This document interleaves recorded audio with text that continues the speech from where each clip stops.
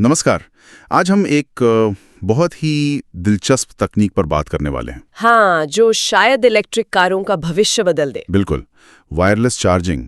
मतलब सोचिए, अपनी ईवी को बस पार्क किया और वो खुद ही चार्ज होने लगे बिना किसी तार के, जैसे हम अपना फोन या टूथब्रश चार्ज करते हैं। वही तो हमारे पास जो जानकारी है वो बताती है कि ये कैसे काम करता है, कहाँ तक पहुंचा है और आगे क्या हो सकता है। सही कहा।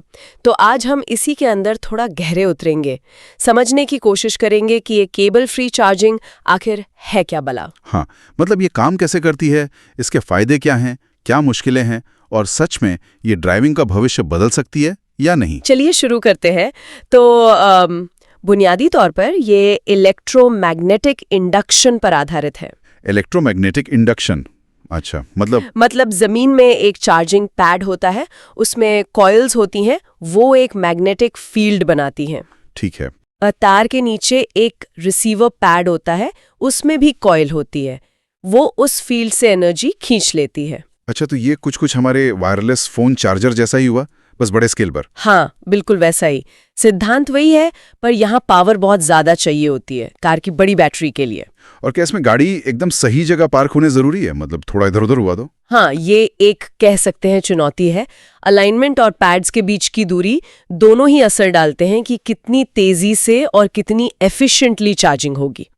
हालांकि अब जो नए सिस्टम आ रहे हैं वो थोड़ा बहुत मिसअलाइनमेंट को हैंडल कर लेते हैं। अच्छा, और ये सिर्फ पार्किंग में ही काम करता है या चलते चलते भी चार्ज हो सकता है? सुना था ऐसा कुछ। हाँ, दोनों तरह से।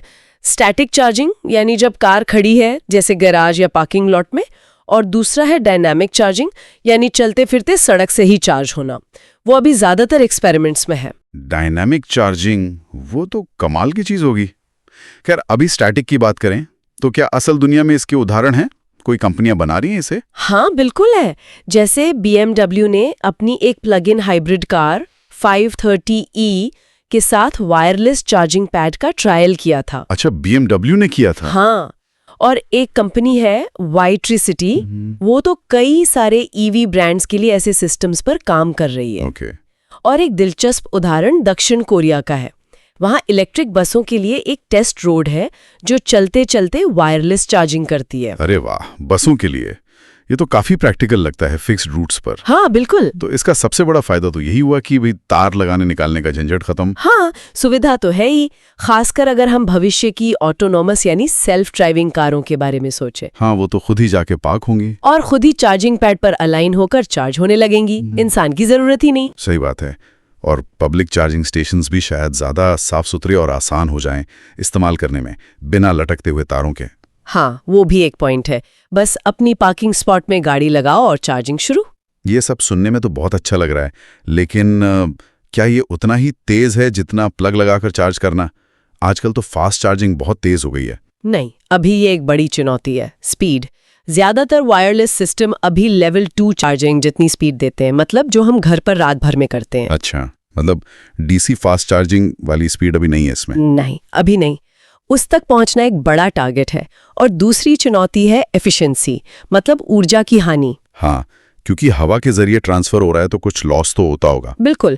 तार वाले चार्जर 90-95% तक एफिशिएंट हो सकते हैं। वायरलेस में थोड़ी एनर्जी लॉस होती है हवा के गैप और अलाइनमेंट की वजह से।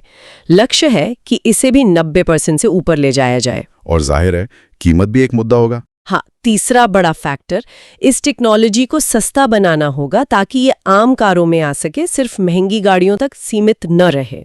तो स्पीड, एफिशिएंसी और कॉस्ट, ये 3 मुख्य बाधाएं हैं फिलहाल। हाँ, कह सकते हैं। अच्छा, कोई और मजेदार बात इससे जुड़ी हुई, कोई फैक्ट वगैरह? एक तो यही कि ये आइडिया नया नहीं है।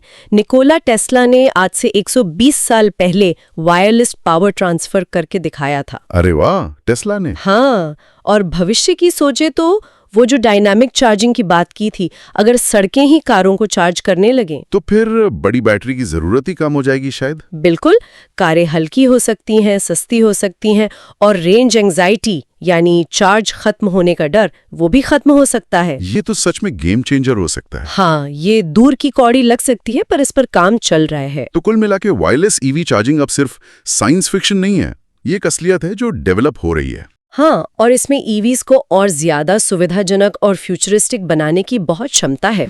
लेकिन अभी स्पीड, एफिशिएंसी और कॉस्ट वाली चुनौतियों से पार पाना बाकी है। सही कहा। ये अभी विकास के दौर में है, लेकिन ये जिस तरह से हमारे गाड़ियों से इंटरैक्ट करने के तरीके को बदल सकता है वो काफी रोमांचक है। और अंत में सोचने के लिए एक बात छोड़ जाते हैं, अगर भविष्य में हमारी सड़कें ही चलती कारों को चार्ज करने लगे तो सोचिए इसका हमारे शहरों पर, हमारे सफर करने के तरीकों पर और हमारे एनर्जी सिस्टम पर कितना गहरा असर पड़ सकता है।